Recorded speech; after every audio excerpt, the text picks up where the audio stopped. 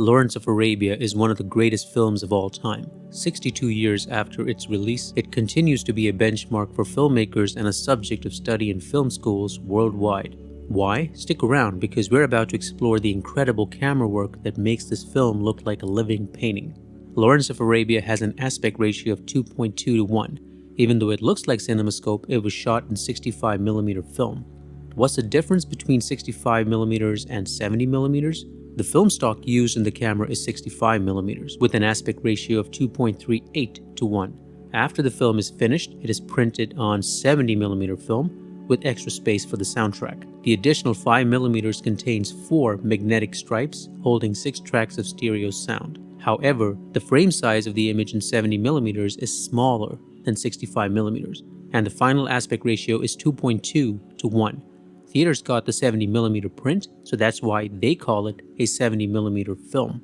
All 70mm films are typically shot on 65mm stock. This also means Lawrence of Arabia was not shot with anamorphic lenses. You won't find oval bokeh and crazy lens flares. It was shot on spherical Super Panavision 70 lenses, mostly stopped down to t5.6 and higher.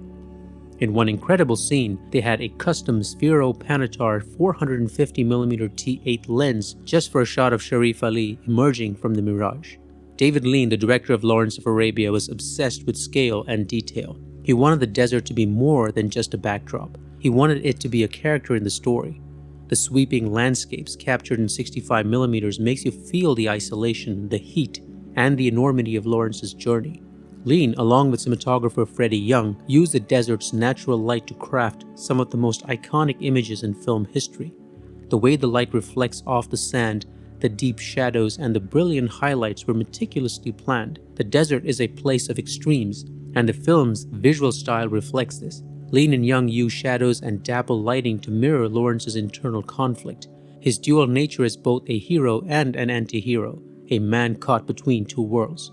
There was one side effect to this strategy though. They filmed in Kodak Eastman 50T 5250 stock.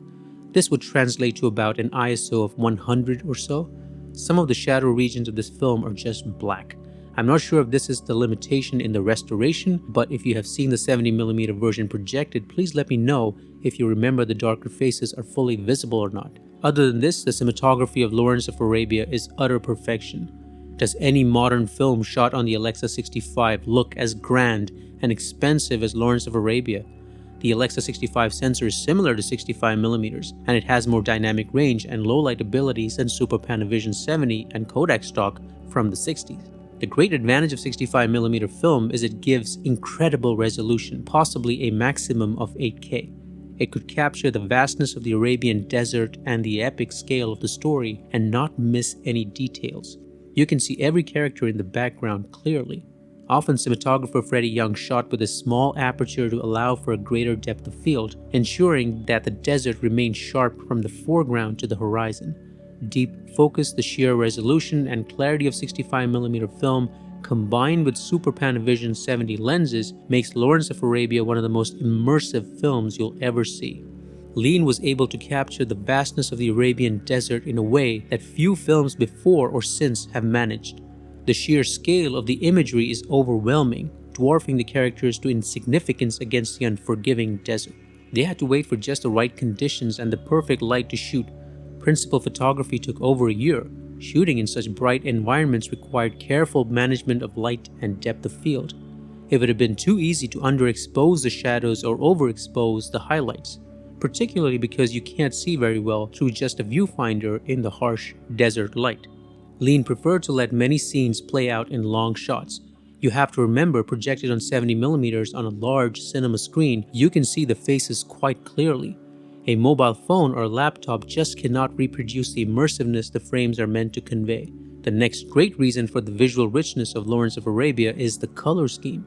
The color palette is carefully controlled, typically following the 60-30-10 color rule I've covered in another video. The 4K restoration work has helped preserve the vibrancy of the golden sands and deep blue skies. You would have to search real hard to find a bad frame. Lawrence of Arabia just isn't about grand landscapes and epic battles. The film's visual style also excels in its intimate moments. Lean was a master of using close-ups. The way he frames Lawrence's face, often in extreme close-up, reveals the inner turmoil, the doubts, and the conflicts that drive him. When characters are emotionally close, they are framed together in medium shots. When they are not in agreement, they are given single shots, each character left to wrestle with their own problems. David Lean often blocks scenes with actors moving diagonally, which you can see influenced Spielberg with his L system of blocking. The reason for this was not exactly artistic. Super Panavision had a flutter effect during projection, where parts of the image blurred or were jittery, particularly during horizontal movements. The diagonal adjustment in blocking was to mitigate this issue and required a careful continuity of the actor's movements. Lean achieved his spectacular chase scenes by building a half-mile-long dolly track.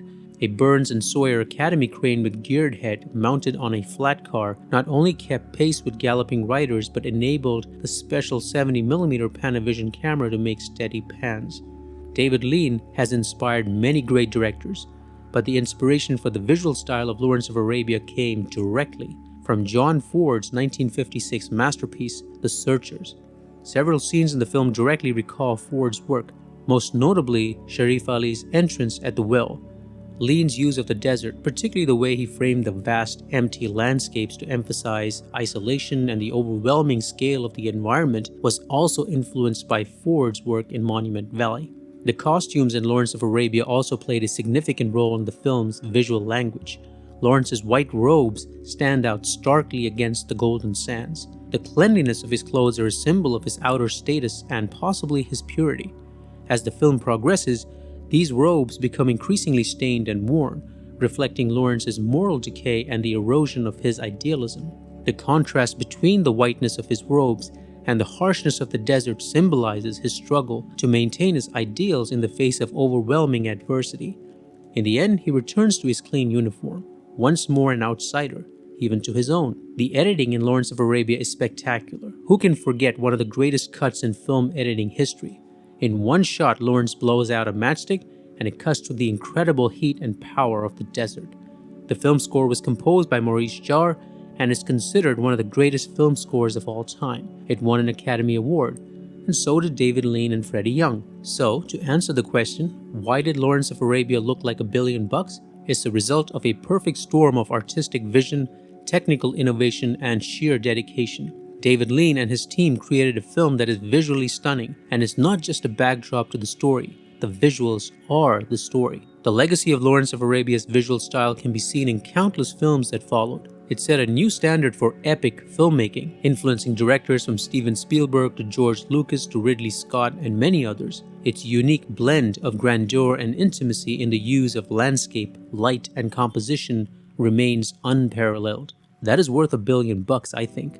My next video is only worth $1,000. Not much, but now that you're a billionaire is just enough to leave me a generous tip.